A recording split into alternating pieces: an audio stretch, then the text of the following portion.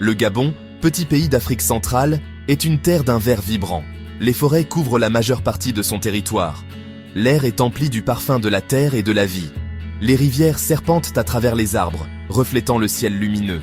C'est un endroit où la nature prospère. Le Gabon est connu pour sa paix. C'est un lieu de stabilité dans une région parfois troublée. Les Gabonais sont fiers de leur pays.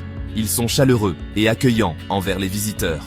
Le Gabon est un pays à l'histoire riche. C'est un lieu où les traditions anciennes rencontrent la vie moderne.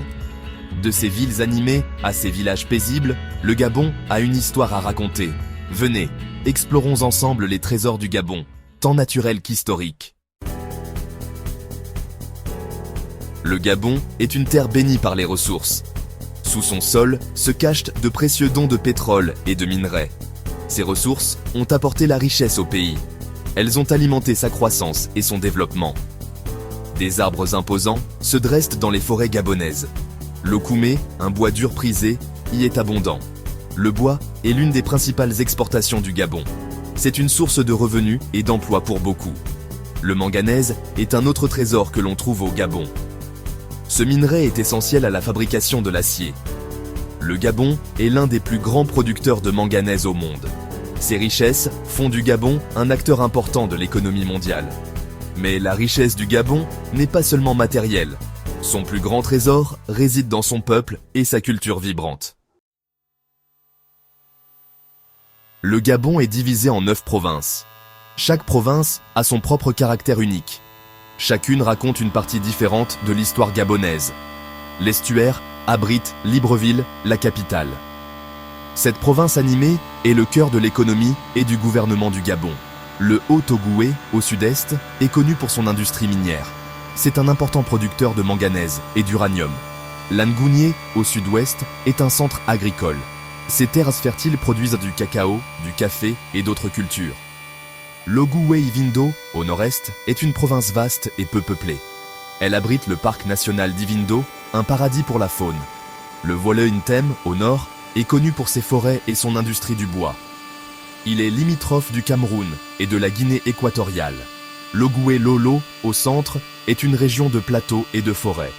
Elle tire son nom de 2 fleuves importants, l'Ogooué et le Lolo. L'Ogooué maritime, à l'ouest, se situe le long de la côte atlantique. C'est un centre de pêche et de production pétrolière offshore. Le Moyen-Ogooué, au nord-ouest, est connu pour ses cascades et sa beauté pittoresque. Il abrite les chutes de Kongou, l'une des plus grandes cascades d'Afrique. La Nyanga, au sud, est la plus petite des provinces. Elle est limitrophe du Congo et de la côte gabonaise. Ces 9 provinces, toutes distinctes à leur manière, s'assemblent pour former la riche mosaïque du Gabon. L'histoire murmure à travers les arbres et les rivières du Gabon. Des tribus anciennes ont migré ici il y a des siècles, leurs histoires tissées dans la terre. Les Fang, connus pour leurs masques complexes, sont le groupe ethnique le plus nombreux. Les Mpongwe, habiles commerçants, ont longtemps navigué sur les côtes. Ils ont été parmi les premiers à interagir avec les Européens. L'arrivée des Portugais au XVe siècle a marqué un tournant. La traite négrière a jeté une ombre noire sur la région, laissant des cicatrices qui persistent encore. La colonisation française au XIXe siècle a apporté de nouvelles influences. Le Gabon a accédé à l'indépendance en 1960, sous la direction de son premier président, Léon Mba. Aujourd'hui, le Gabon aspire au progrès tout en honorant son passé. Les échos des rituels anciens se mêlent au son de la vie moderne. Les esprits des ancêtres veillent sur la terre. Leur présence se fait sentir dans le murmure du vent et l'écoulement des rivières. L'histoire du Gabon est une riche tapisserie tissée des fils de nombreuses cultures. C'est une histoire de résilience, d'adaptation et de l'esprit durable de son peuple.